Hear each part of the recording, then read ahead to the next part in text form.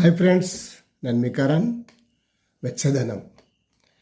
చలికాలంలోనే వెచ్చదనం అవసరం అనుకుంటాం, కానీ స్త్రీ పురుషుల కలయికలో వెచ్చదనం అవసరం.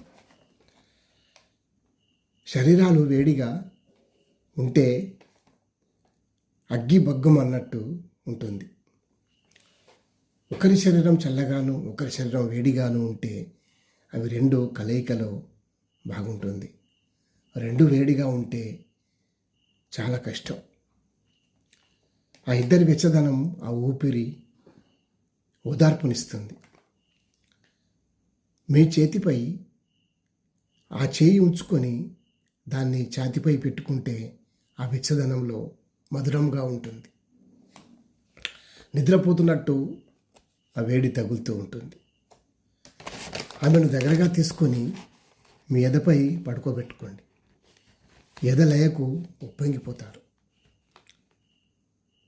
నీ బిడ్డను మోస్తున్నప్పుడు పొట్టపై ఆ చేతితో స్పర్శిస్తే కదలికలు తెలుస్తాయి. లోపల శిశువు కూడా గంతులేస్తుంది. నేను ఒంటరిగా లేలని, నా తండ్రి నాకు తోడుగా ఉన్నాడని మురిసిపోతుంది.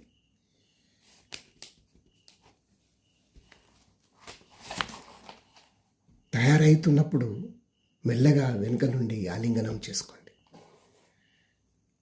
ఆమెను నువ్వు ఆరాధిస్తున్నట్టు.